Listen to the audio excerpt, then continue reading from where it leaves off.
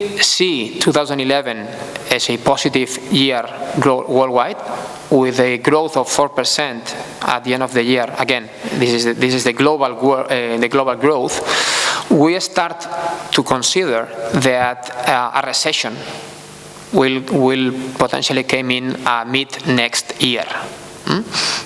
So that's and this is just taking into consideration the last 200 years average trends on this respect.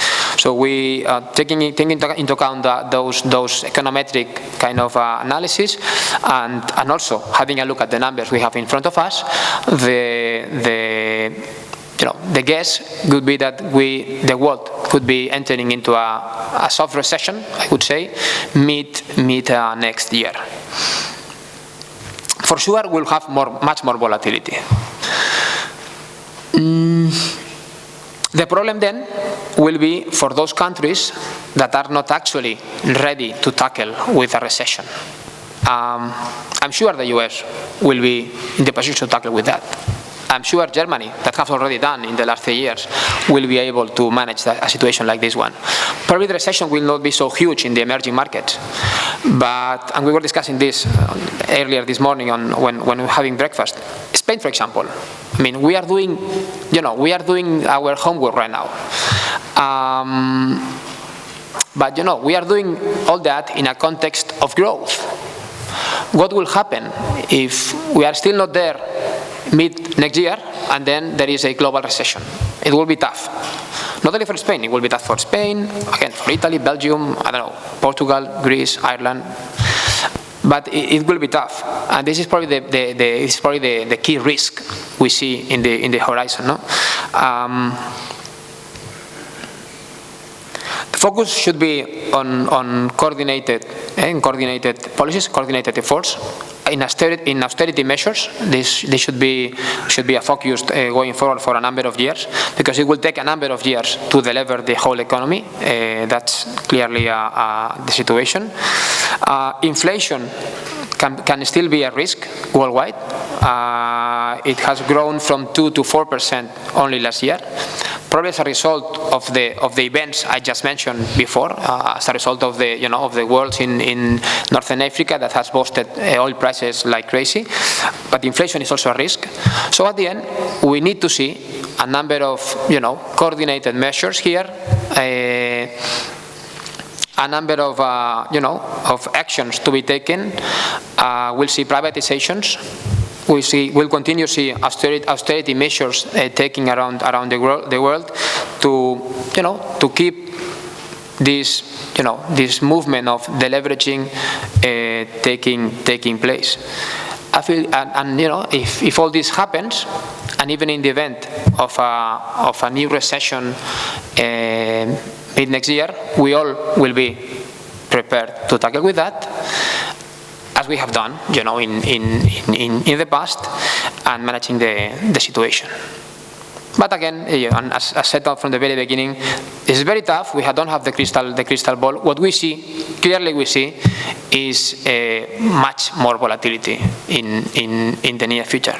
So that we are still young, 40, 35, 40, 45, we are entering into, I would say, a new type of environment that we have really never seen in the past, and we need to manage. We need to be much more flexible and prepared to tackle opportunities in a much difficult environment. And that's all from my part. I'll then open the room for questions, Q&A, comments, and I'll try to answer, or at least to make my point.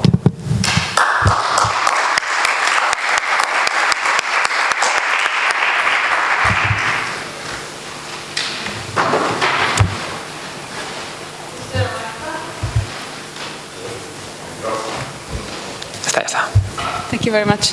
Hello, my name is Anniina Ali-Laurila. I come from Finland. Thank you for your speech. It was really interesting to hear your analysis about the situation. I myself, I work as a consultant in an international consulting company. We do consulting for public sector.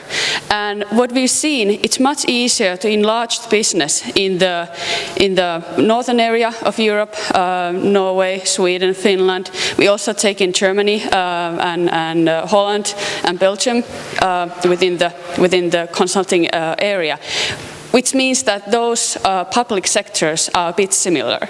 But what would you say, is it possible to learn from the public sector in Northern Europe and bring the kind of the learnings and the teachings here to South? Is it possible in different ways in the consulting business, or somehow exchanging information through European Union systems? Is it possible, or is it already been done? What would you say? Thanks. It should be possible, but the problem here is something that I already mentioned during the speech, is that unfortunately, or fortunately, I don't know, in Europe we have a conglomerate of different countries. This is not like the US, where they have at the end, 22 states, but are part of the same thing. Coordinated measures, coordinated. I mean, everything is. At the end, it's a real one organization. Here we have 25. I mean, different countries with different, with different political, I would say, interests, with different regulations in terms of legal, tax. So with different structures. I mean, in Spain we have the central government, but then we have the different regional autonomous communities, and then we have the municipalities. This is probably different in France, different in Italy, different in the Nordics. So it's really, I mean, my view is that it's really tough. It's really tough to really consider the public sector in Europe as a single one. And this is probably different on the corporate side. I mean, I'm dealing with both, with corporates and with public sector. And corporates, I mean, are much more really integrated. I mean, I'm talking about, I don't know, Telefonica or Telecom or Deutsche Telekom or Vodafone. These are companies that are operating in the whole Europe in a very integrated manner. On the public sector, this is really different. Different because, every single, at the end, the public sector is very linked to politics. And, every single country has its own interests, needs. So probably on a regional basis, there are some similarities. Probably, unfortunately, our system is closer to the Italian one than to the Sweden one.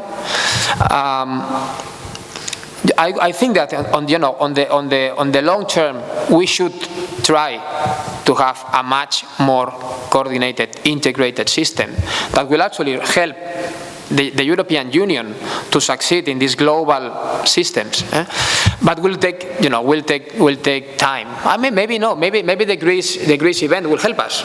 If at the end something happens in Greece and there is a soft or hard restructuring there, this will mean that the European forces will take some control on the Greece situation. And if it goes well, can be maybe the first step to start having some real cross-regional kind of empowerment there. For the time being, agree with you. It's a very tough. It's still a very tough issue to tackle.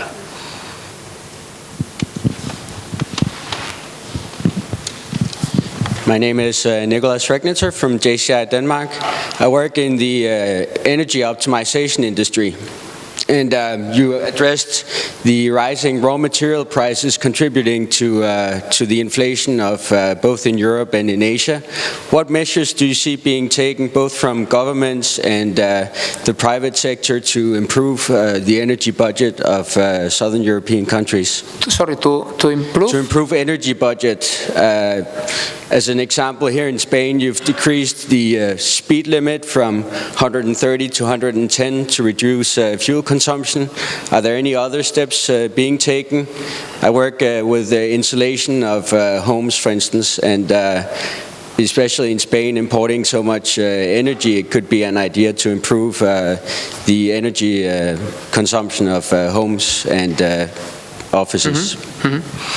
If I tell you, if I tell you my personal view here, this measure that you already mentioned, it's, I don't know if it's a critical one to really improve consumption and all that.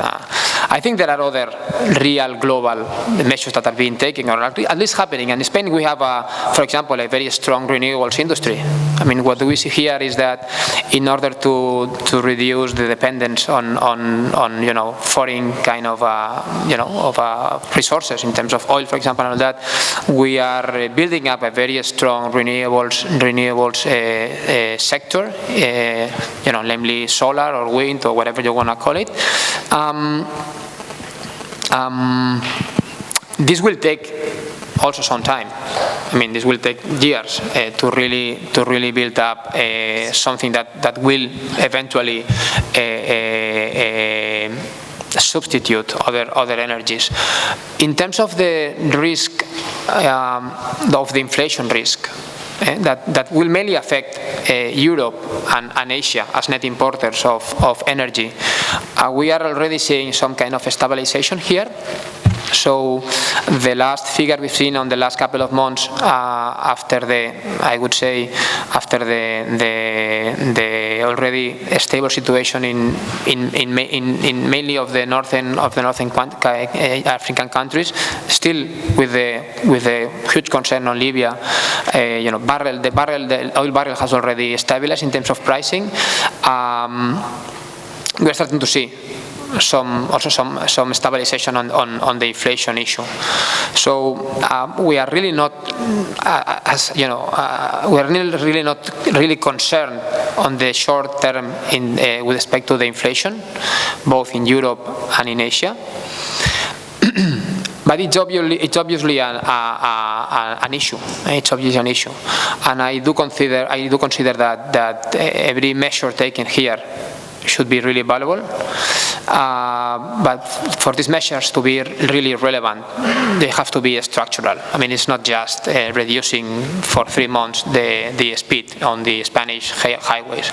I do think we need to go through the route of looking for alternative sources of energy.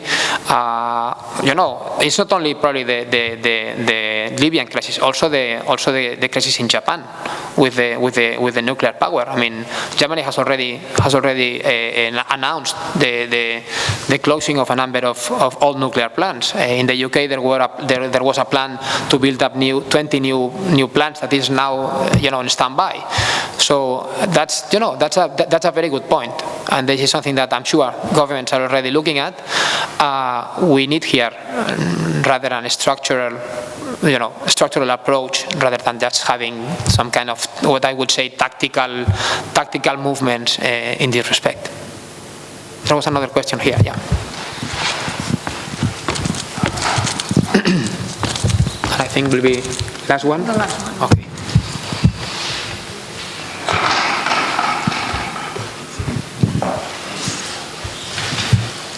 Hello, my name is Vyacheslav Markovich, JCI Russia. I want to ask you, do you expect that on the next years we will see more and more conflicts in the countries of the third world? Because on one side we have United States. I just check online, the public debt is $14.4 trillion now, and they need to find resources to finance it. And on the other hand, we have China, which looks now more and more like United States after the Second World War. They're financing all the world and try to go into the United States, to Greece, and especially to Africa. And how do you see the prospects of the third world and conflicts there, and the future of China in next, let's say, 10 years? Thanks. China is still very difficult to guess. I mean, we've seen China growing like crazy in the last 30 years. That's true. There is already there a huge middle class. There is huge demand for consumer products, but still a third of the Chinese economy is agriculture. So there's still, lots of things to be done there. At the same time, I mean, we mentioned demographics. In terms of demographics, for example, India has much more potential than China. The prospects for 2050 are already flat in terms of demographics in China, while in India the growth is still there, as it is in the US. So there are a number of issues that are still to be clarified in this respect. That's the one. What is clear is that China is becoming a global power. That's absolutely clear. But I do also consider that the US will stay here, will remain for a while. I mean, our thoughts on the US, despite all the problems that they are facing, is that the economy is so dynamic and so flexible that will still be around for a while. It's obvious. I mean, it's obvious that we have 1.2 billion people in China and 300 in the US. So the role that China will play in the future will be obviously more and more important going forward. Probably see that India will kind of balance this role in the Asian region, and it's probably Europe, the one that needs to take a decision here and decide if we want to also play our role in this future. I would say 20 years in 20 years time, our role balancing also the US and the Asian power, or we will remain, the oldest Europe, and that's getting older and older, and losing our importance in the world markets. China is moving very, very fast, and is doing smart moves in this respect. But I do consider that the States will still be there for a while. Okay, so thank you all for your attention. Special thanks to Javier for being here today with us with such interesting speech. So please join me in a big applause for him.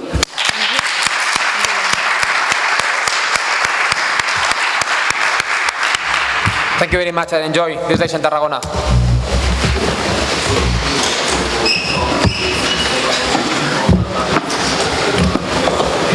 Mira, moltes gràcies. Ha sigut superinteressant. Perfecte. Em recorda la conferència. Moltíssimes gràcies. No, ens hem jugat. Sí, crec que m'han dit que sí, perquè porta com unes espurnes a dir.